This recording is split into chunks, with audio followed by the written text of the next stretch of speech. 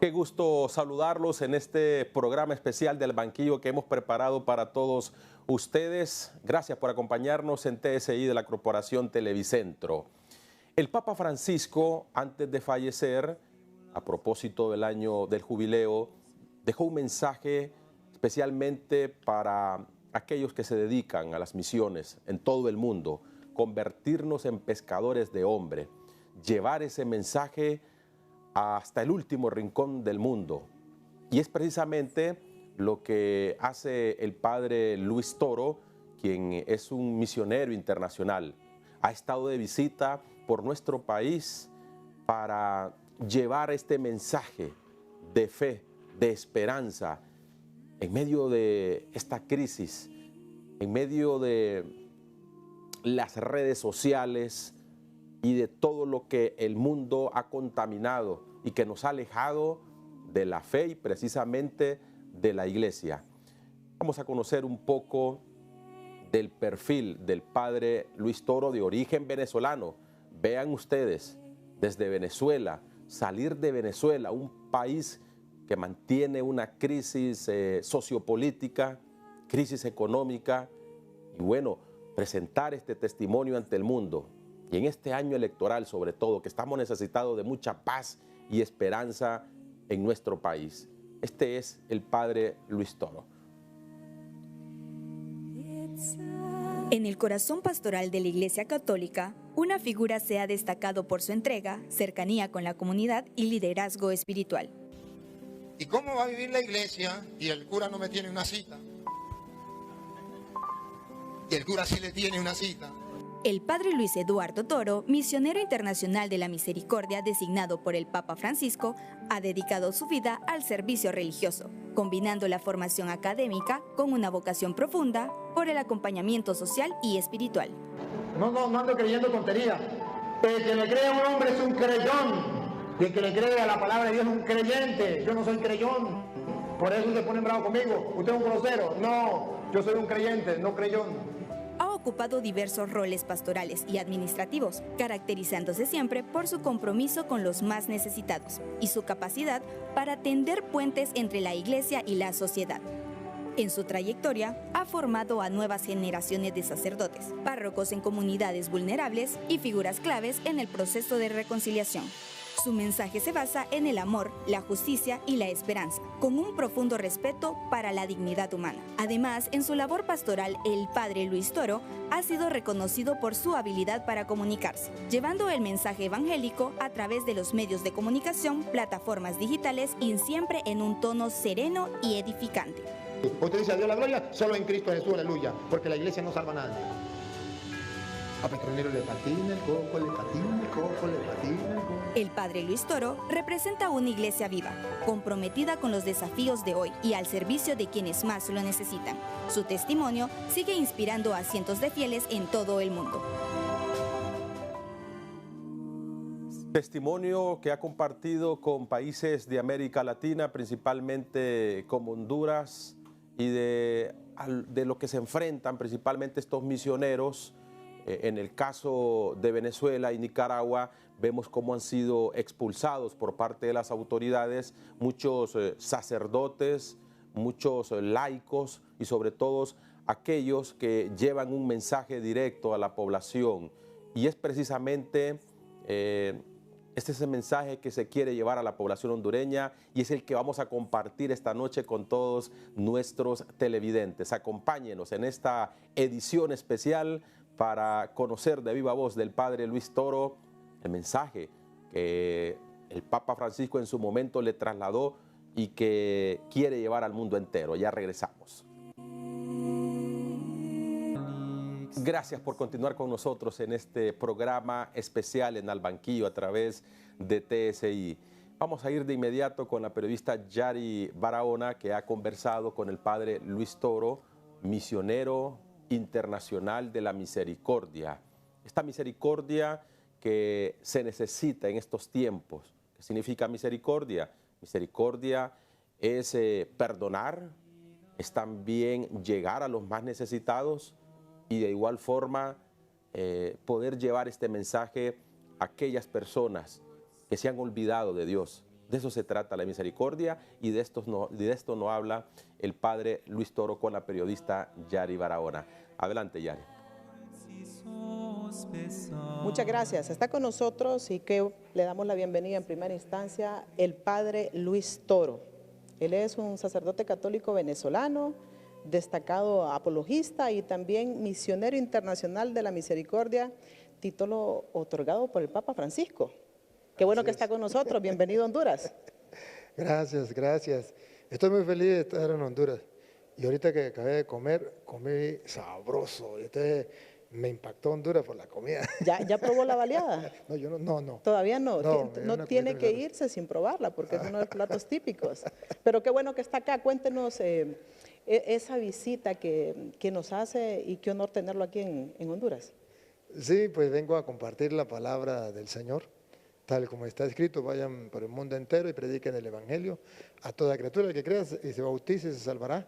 El que se resista a creer será condenado, de Marcos 16:15.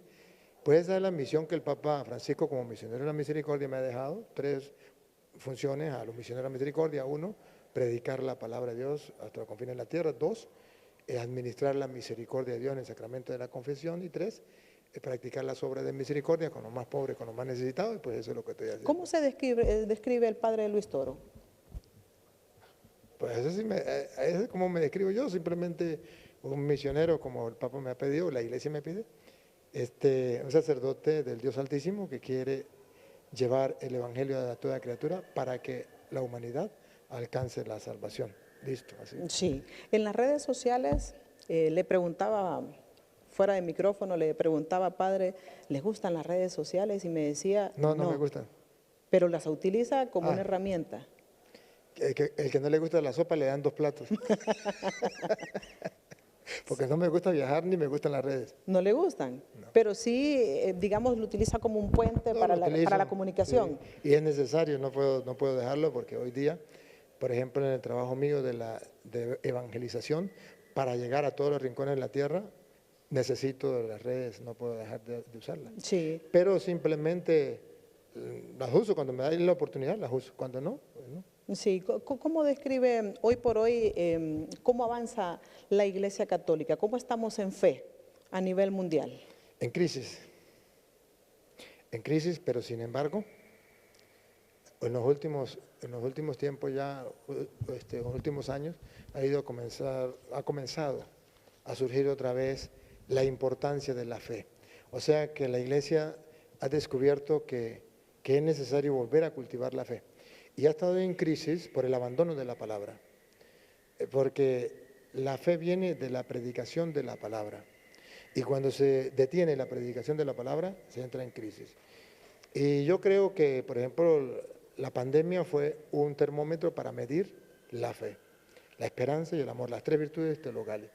Y nos dimos cuenta que la fe de la gente estaba por el suelo, incluso de la jerarquía de la Iglesia. Una fe muy, muy pequeña, un miedo a morir, no tenían esperanza. ¿Y cuánta gente murió sola? Falta de caridad. O sea que las 3 virtudes teologales se comprobó en la pandemia de que están por el suelo. Ahora, eso también nos ayuda a reflexionar, a pensar algo está pasando y ahora pues hay un resurgimiento. Y estoy convencido que ese resurgimiento se llevará a feliz término si se dedica tiempo a la lectura, escucha, meditación y encarnación de la palabra en la vida de cada uno de nosotros, comenzando por los ministros de la Iglesia, que tenemos que encarnarlo para dar ejemplo a los demás. Sí, usted es un defensor de la fe y ese es el mensaje que quiere usted siempre enviar a través de, digamos, esos likes que hace a través de las redes sociales. Sí, solamente eso, mire, decirle al mundo que nosotros no somos ciudadanos de esta tierra, somos peregrinos en esta tierra, pero somos ciudadanos del cielo. Y el mundo de hoy nos quiere robar a nosotros, nos quiere robar la ciudadanía celestial. Y no podemos nosotros dejarnos robar esa ciudadanía. Entonces yo como sacerdote de Dios Altísimo quiero proponerle al mundo lo que Jesús nos propuso. Hay una vida eterna y nuestra meta no es aquí. Hay una felicidad, un paraíso celeste, el reino de los cielos, que debemos no solamente creerlo, sino anhelarlo buscarlo y extasiarme en la fe y en la esperanza cuando pienso en ese paraíso. Y esa es mi propuesta, decirle a la gente, tenemos que creer en Jesucristo, que es Dios, tenemos que retomar la fe para no perecer como animales en medio de un mundo donde está la cultura de la muerte que nos quiere robar la fe en el más allá. Usted me decía, estamos en crisis, la fe la estamos perdiendo. Los valores también hoy por hoy en sociedad, que la vemos representado en diferentes noticias, también la estamos perdiendo. ¿Cuál es entonces el trabajo que debemos de hacer como sociedad, como Iglesia Católica?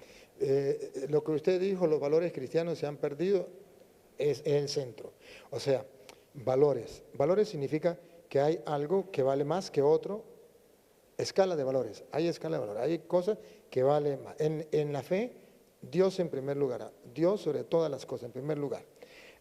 Luego el mundo nos cambia de valores y por eso se está hablando de un nuevo orden mundial. No sé si usted ha escuchado hablar de un nuevo orden mundial. El nuevo orden significa que los valores cambian.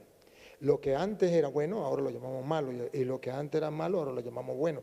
Han cambiado los valores. Entonces, el nuevo orden mundial nos quiere poner las cosas que valen, tirarlas por el suelo y decir, eso no vale nada. Y lo que no vale, ponerlo por encima de todo. Y ahí entonces el mundo está en una gran confusión, porque se han perdido los valores cristianos. Y ojo, nos han vendido la idea de valores y nos han quitado los valores cristianos. Cuando nos quitaron los valores cristianos, los verdaderos valores pasan a un segundo plano.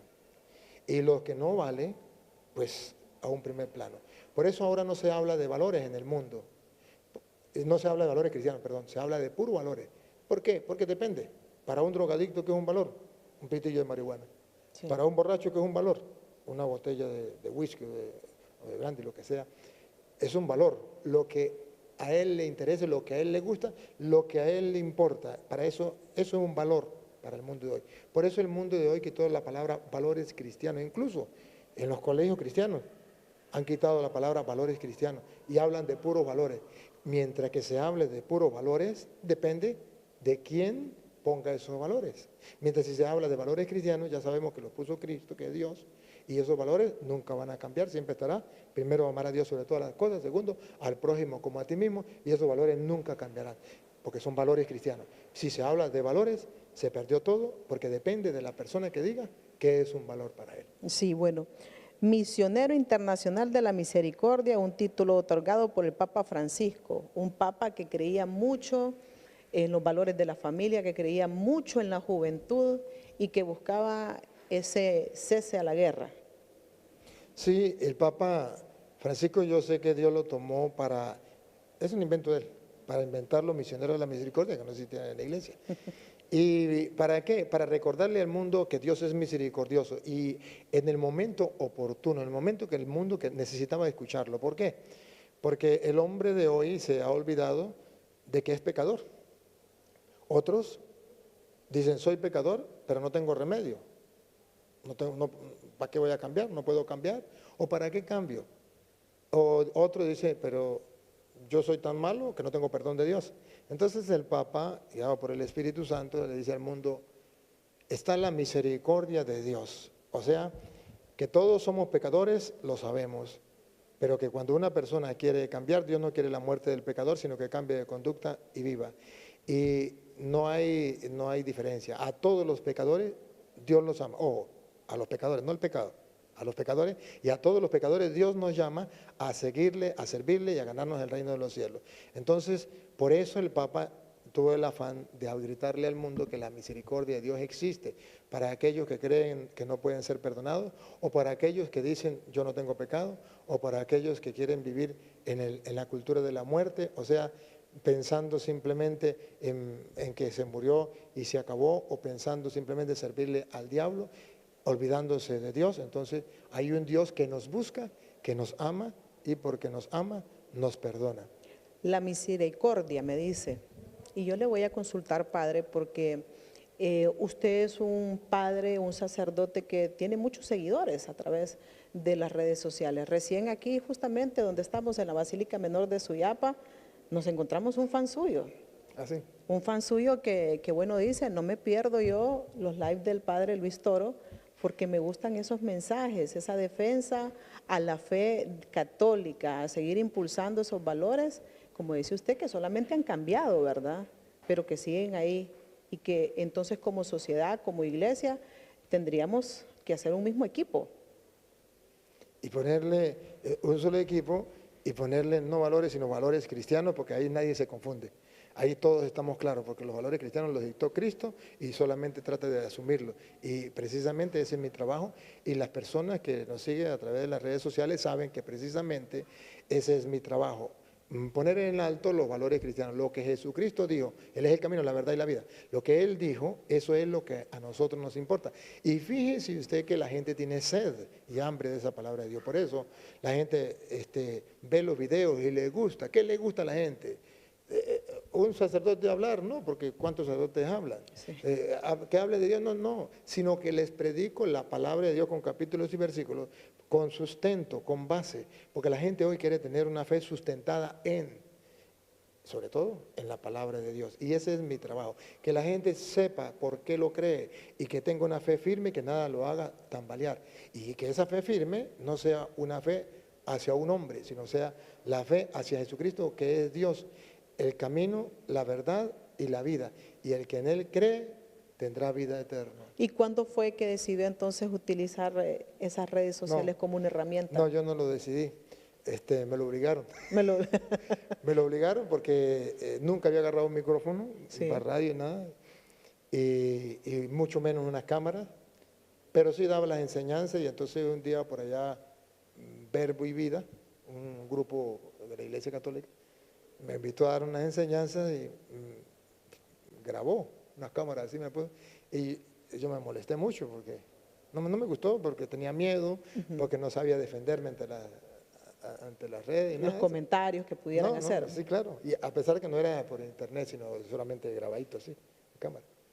Y entonces le dije que yo volvía si no ponían más esa cámara. Pero ellos fueron muy inteligentes, pusieron las cámaras ocultas, a veces las ponían en lugares que yo no estaba, y de ahí me grababan, y lo sacaban en CD, y cuando me di cuenta, pues, ya estaban grabados, y mi sobrino agarró esos CD y los montó en YouTube, y cuando él me dijo, yo me enfurecí, y dije, no, ¿cómo se le ocurre? ¿Por qué me va a poner ahí, no? Imagínese usted, pues yo doy la enseñanza como Dios me inspira, y entonces vienen y agarran eso y no les gusta, se me ponen a criticar, me ponen a insultar. Yo no estaba preparado para eso. Entonces, sin embargo, me dijo, no, mire padre, lo están viendo en México, en Estados Unidos, lo está viendo la gente, y me mostró, le dije, sí, pero no me gusta. Y el chamo siguió montándolo, hasta que por fin me hizo ver de que los testimonios.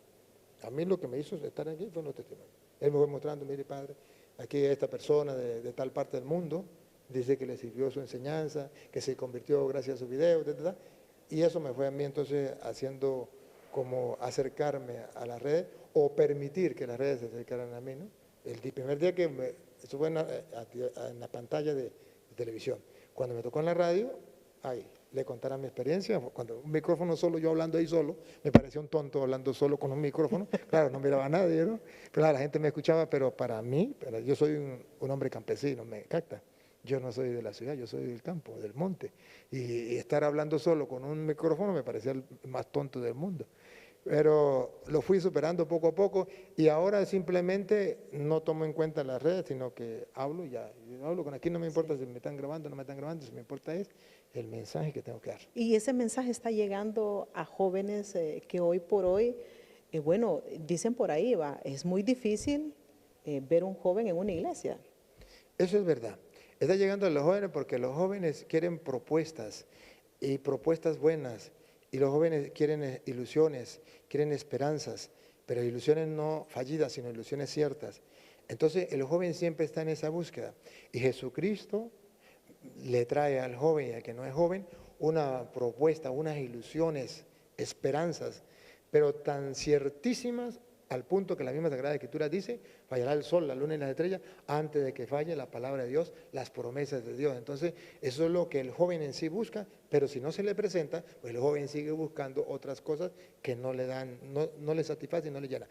Cuando el joven encuentra a Cristo y encuentra en algo que creer firmemente, en algo que esperar, que le llene, que le dé expectativa, que le complazca en todo lo que él desea, entonces el joven lo busca. Y Cristo viene a darnos la plenitud a nosotros en fe, en esperanza, en amor, en la plenitud de la felicidad, a punto que lo llama el reino de los cielos, que dice San Pablo, ni el ojo vio, ni el oído oyó, ni ninguna mente humana ha logrado pensar lo que Dios tiene preparado para el que le ama. Entonces, hay cosas más allá de esta vida, cuando pasemos la frontera de la muerte a la vida eterna, hay cosas que llenan plenamente al ser humano y que el joven ha buscado llenar en la droga, en la prostitución, en el alcohol, en los vicios, en el mundo, y que cada día se da cuenta que está vacío, mientras que cuando se acerca a Cristo se da cuenta que está lleno plenamente. Sí, ¿y cómo elige, por ejemplo,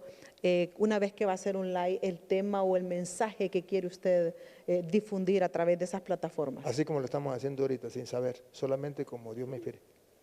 Escuchando al corazón, escuchando la mente. Así. Así tal cual. Así trabajo yo. Yo solamente me pongo en oración, por ejemplo, yo sé que hoy, por ejemplo, tenía que dar la enseñanza, me pongo en oración. El ratico que la gente piensa que yo estoy durmiendo, sí, porque claro, también tengo que descansar, pero por ejemplo, anoche llegamos tarde y tuve que pararme temprano a orar. ¿Por qué tengo que orar? Porque no es simplemente lo que yo quiera, sino que lo que el Espíritu Santo ponga en mis labios. Entonces, para eso tengo que activar, como si usted va a dar un programa y lo va a transmitir, tiene que activar el internet. Pues el internet mío es la oración a través del Espíritu Santo que me envía los mensajes directos por WhatsApp desde el cielo. Entonces tengo que tener mi mente dispuesta a conectarme con el Espíritu Santo y el corazón abierto para que Él me inspire de qué vamos a hablar. Por eso cuando usted me decía antes así como que vamos a hacer esto, pues hagámoslo, porque yo no cuadro nada, sino que es lo que salga y lo que Dios me inspire, y ahí vamos, y ahí me va inspirando las ideas, me va inspirando las citas y voy compartiendo. Me gusta mucho que dice, yo soy un hombre de campo, yo soy una persona y me siento un hombre humilde.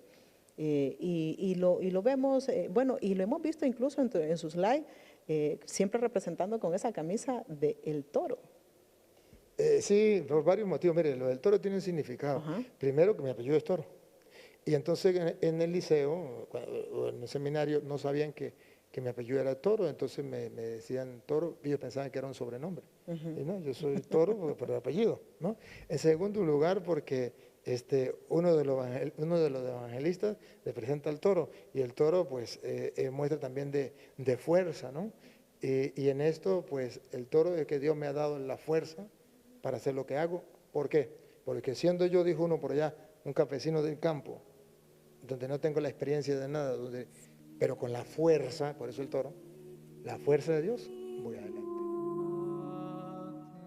Importante mensaje que nos comparte el padre Luis Toro junto a la periodista Yari Barahona, y quiero resaltar algo de lo que me ha llamado la atención durante esta conversación sobre el tema de reflexionar sobre la crisis de la fe a la que enfrenta el mundo, y sobre todo destacar que esta misma situación ha generado un renovado interés por la fe, los valores y la salvación, esta ética, estos valores que se han perdido hoy en día y que nos hace cada mes convertirnos en personas que son rechazadas, tanto en los diferentes, si hablamos de los pueblos de América Latina. Vamos a hacer nuestra pausa comercial y vamos a seguir con este diálogo con el padre Luis Toro, misionero internacional de la misericordia. Ya regresamos.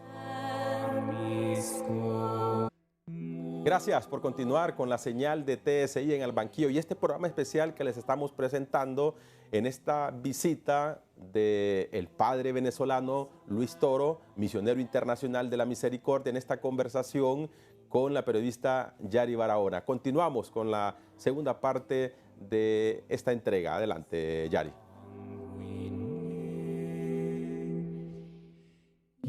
Sí, bueno, uno de los primeros discursos del Papa León XIV o XIV era el cese a la guerra, algo que también lo pedía el Papa Francisco y que lo pide la Iglesia Católica, pero es algo que lo vemos a largo plazo, según los gobernantes de los países en donde pues en este momento hay guerra. ¿Cuál es el trabajo entonces que tiene que seguir la Iglesia Católica? El trabajo, sí, claro, el llamado al cese de la guerra, pues hay que hacerlo, pero no basta. Porque nos van a escuchar, no van a escuchar. Sí. A lo mejor sí, a lo mejor no, pero hay que hacerlo, hay que llamarlo.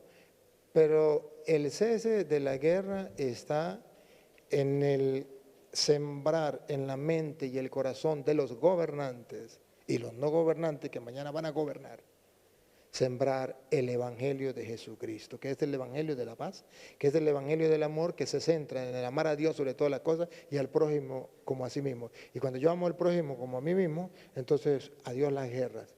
Pero hasta que no tengamos el Evangelio encarnado en la mente y el corazón del pueblo, pues es un problema. Y hoy día, pues es fuerte, porque cuando usted quiere darle a conocer el Evangelio a los políticos, de una vez le dice, el cura no se debe meter en política. Oye, Dios mío, pero no se trata de meterte en política, no es política. Se trata es de evangelizar a los políticos, predicarle a los políticos la palabra de Dios para que al encarnar el mandamiento supremo, el mandamiento del amor, entonces se pueda llegar al final al cese de la guerra. Porque mientras que no se tenga el mandamiento del amor en el corazón, jamás de los jamases se va a llegar al cese de la guerra. Y si hay un cese de guerra, a lo mejor en una manera, a lo mejor de plomo, no habrá cese de guerra de otra manera. Pero el cese de la guerra está en el mandamiento del amor. Y por eso la Iglesia tiene que ha hecho el esfuerzo y tiene que hacer esfuerzo más grande para evangelizar a los políticos, aquellos candidatos a políticos, aquellas personas que a lo mejor que todavía no estén en el gobierno, porque los que están en el gobierno se creen los dioses y señores de la tierra y no van a escuchar a nadie.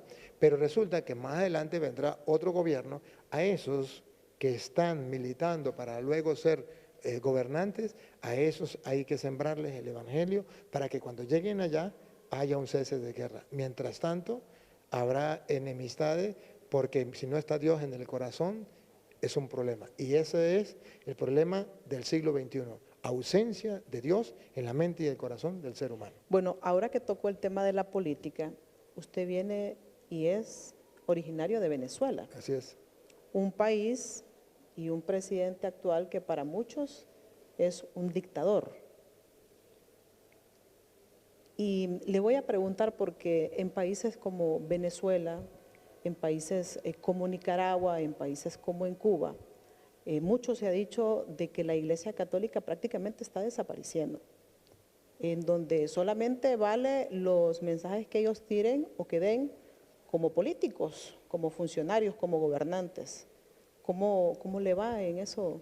Sí, la Iglesia Católica es enemiga, entre comillas, porque es la que más busca hacer el bien, pero para ellos la Iglesia Católica es un enemigo porque la Iglesia Católica va con la palabra de Dios y va a la conciencia de las personas, tanto del pueblo como de los gobernantes.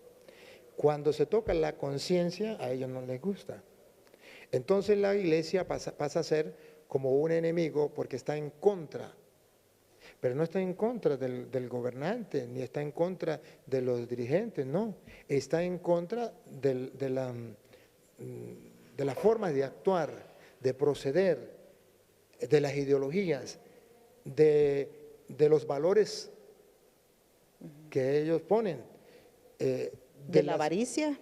De la avaricia, del mismo poder, que es una tentación. La Iglesia Católica sabe que entre las tentaciones que hay, Mateo 4, del 1 en adelante, de entre las tentaciones está el placer, el tener y el poder.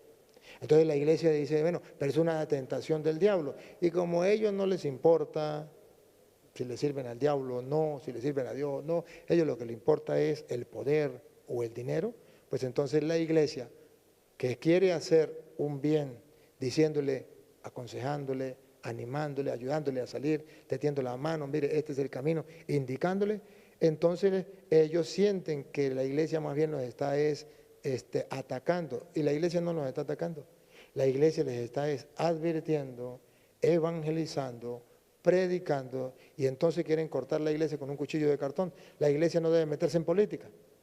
Meterse en política es que el cura quiere ser presidente, quiere ser gobernador, Pero meterse en política no es predicarle a los políticos y decirle, mire, esa manera de gobernar no es correcta.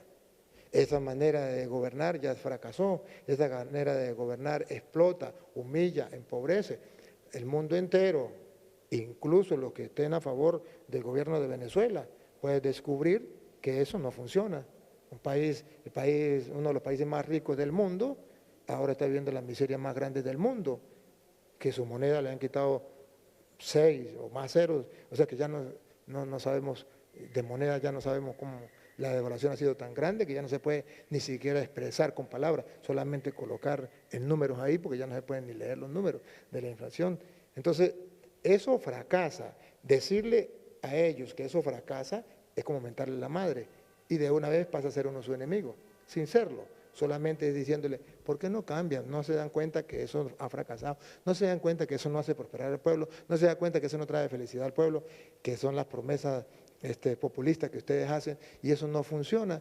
Mire, hagámoslo de otra manera. Al decirle hagámoslo de otra manera, me está imponiendo, me ha querido gobernar a mí, entonces se están metiendo en política y ahí es donde entonces atacan a la iglesia, atacan a los sacerdotes, ejemplo en Nicaragua, también en Venezuela, que de otra manera, pero lo hacen. Sí. En nuestro país hay muchos que creen que el peor cáncer de la historia es la clase política y que está carcomiendo a el poco o las pocas riquezas que nos están quedando en nuestro país. Vamos a un proceso de elecciones en 30 de noviembre. Sí, el socialismo, que es el mismo comunismo, es el peor cáncer de la humanidad. Y donde vaya, va a destruir.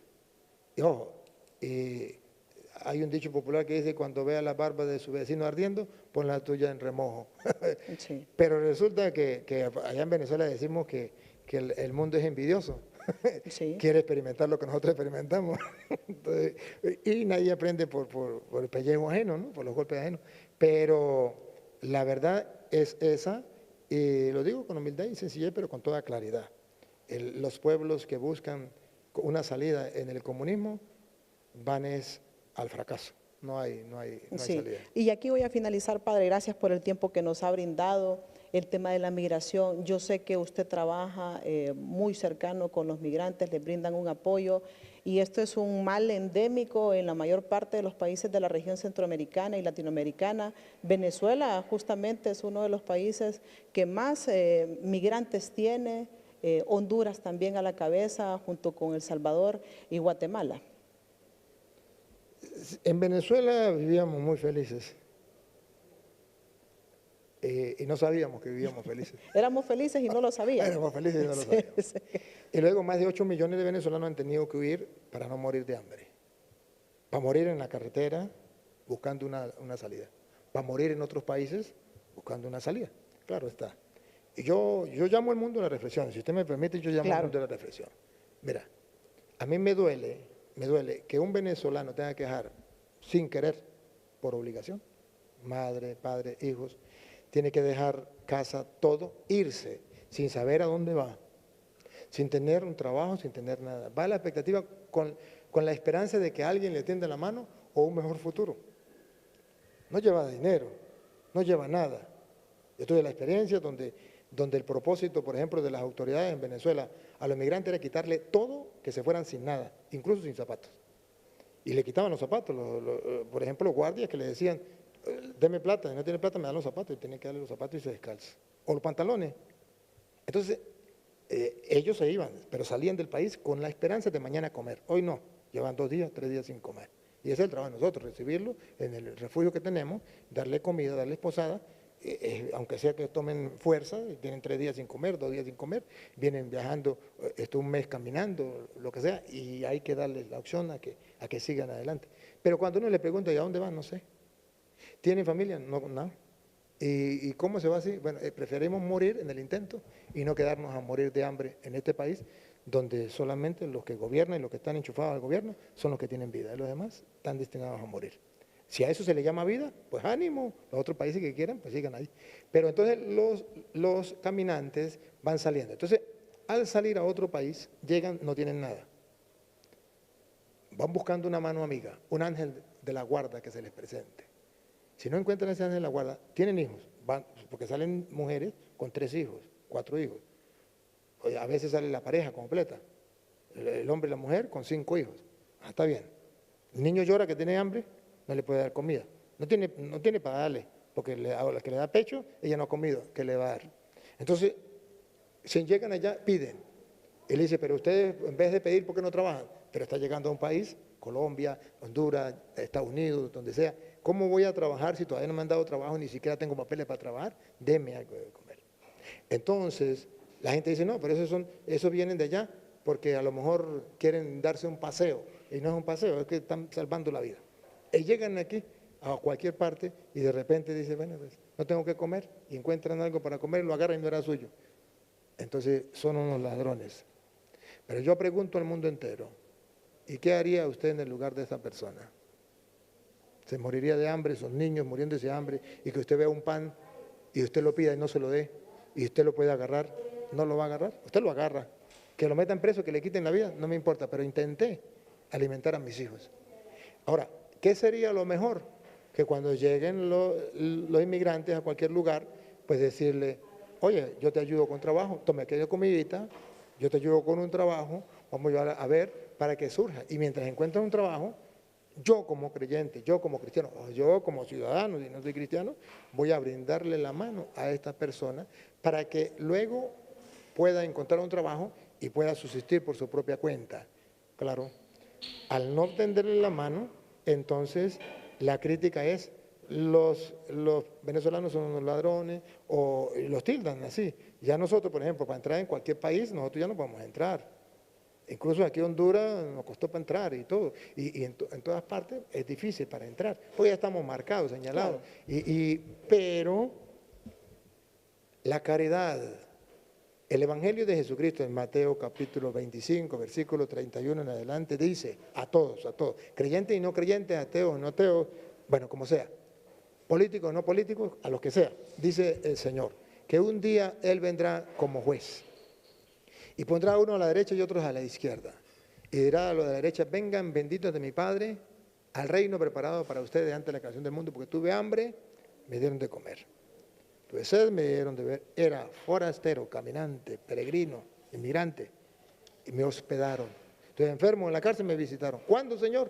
Cuando lo hiciste con ese era yo. También dirá lo de la izquierda, malditos al fuego eterno preparado para el diablo y sus ángeles, porque tuve hambre y no me dieron de comer, tuve sed y no me dieron de beber, era forastero y no me hospedaron. Entonces, este evangelio deberíamos colocarlo en todos los países, en todas las fronteras de los países, y en grande, y decirle, vamos a ser juzgados por eso. Hoy parece un juego, pero mañana, el día en que nos encontremos cara a cara con el Creador, ese que te creó a ti, ese que me creó a mí, porque de nosotros no existía nada hace 100 años, y un día comenzamos a existir porque alguien nos creó, y entre 100 años ya estaremos de nuevo con Él. Entonces, a ese nos va a llamar a cuenta, nos va a decir qué pasó al mundo entero, y cuánta gente muere de hambre, y cuántos caminantes están sufriendo, porque no hay un cristiano que practique el evangelio de darle posada al peregrino, o de darle de comer al hambriento. Y nos llenamos la boca de aire diciendo, hablando de los derechos humanos y hablando del bienestar de la sociedad y hablando de 1000 tonterías, pero cuando se llega la hora de practicar el mandamiento de amor, no lo hacemos. Es un reto que nos toca y ahí queda. Yo como sacerdote del Dios Altísimo lo tiro así en el aire a la persona que lo quiera escuchar, pero si se encuentra una persona que no es de su país, que está en su país y tiene hambre, dale de comer. Hoy por ti, mañana por mí. Hoy tú tienes, pero mañana la vida da vueltas y tú no tendrás, y ese sí tendrá, otro sí tendrá. O mañana tú tendrás, pero su hijo no tendrá y necesitará. Nunca lo olvide. Y nosotros vamos a pagar lo que hacemos. Si nosotros no somos capaces de ser generosos con aquellos, mañana no serán generosos con nosotros o con nuestros hijos. Hay que sembrar para recoger. Finalizo esta entrevista, Padre Luis Toro, con el llamado, un llamado que haga a nuestros hondureños, que por cierto vamos a elecciones en el mes de noviembre, porque mucho se dice, tenemos que elegir a las personas correctas para que tengamos un país bien gobernado. Simplemente decirle, usted elige los que quieran que te gobierne, pero ya de antemano tenemos la ventaja que hoy día la mayoría de los candidatos dicen lo que van a hacer. Y usted sí, si usted quiere ser un esclavo, pues bueno. Si usted quiere vivir en comunismo, pues bueno. Si usted quiere vivir en miseria y en hambre, pues bueno, eso es su libertad. Pero debe tener presente que no solamente está votando por usted, sino también por la sociedad, por las demás personas. Porque puede ser que usted diga, pues a mí qué me importa, yo familia ni tengo. Bueno, pero otras personas sí tienen. Entonces es mirar cuál de estas personas me dan una esperanza. Ciertamente que pareciera, yo no sé aquí en Honduras porque no conozco, pero pareciera que en el mundo entero están tomando la política las peores personas del mundo. Entonces uno no sabe por quién votar, pero cuando no sabe por quién votar, la iglesia enseña y dice, entre un mal y un mal peor, mejor es el mal que el mal peor. Entonces tenemos ese problema, pero sí recomendarle algo. Si la gente hoy día, hay quien haga creerles a ustedes que el socialismo es la salida de Honduras, si quieren mi consejo, es la mentira más grande, el engaño más grande de la humanidad. No podemos dejar que el mundo se destruya porque no haya quien lo diga por miedo o por pena, esa es la verdad. Entonces, votar a conciencia, ¿qué quieres? ¿Que Dios está de acuerdo con lo que usted está haciendo?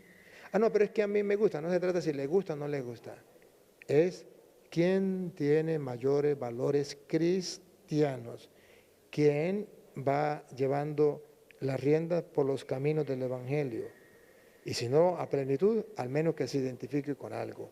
Pero no de palabra, porque los populistas, y usted los escucha hablar y usted se emociona, usted se llena el corazón de emoción y dice, no, voy a tener un paraíso, el reino de los cielos aquí en la tierra. Pero no es verdad. Tiene que haber coherencia entre lo que se dice y entre lo que se hace. Y a veces pues es sencillo, a veces en el mundo en que estamos ya no se ponen caretas, sino cada quien ya es claro. Yo soy de tal lado, yo soy de tal lado, y de tal lado para destruir, para acabar, y de otro lado para hacer que surja la democracia. El padre Luis Toro, venezolano, misionero internacional de la misericordia con nosotros este día, hablando de muchos temas, y bienvenido a Honduras. No se puede ir sin comerse la baleada. Gracias, claro que sí, la vamos a probar. Gracias Yari, y gracias también al padre Luis Toro por haber compartido este mensaje. Evangelizar, según el padre Toro, no es hacer política, es mucho más profundo, es predicar el mandamiento supremo de amar a Dios. Me quedo con esas palabras de este mensaje que hemos compartido con ustedes esta noche a través del banquillo en este programa especial. Muchísimas gracias por habernos acompañado. Les esperamos en nuestra próxima entrega. Que pase una feliz noche.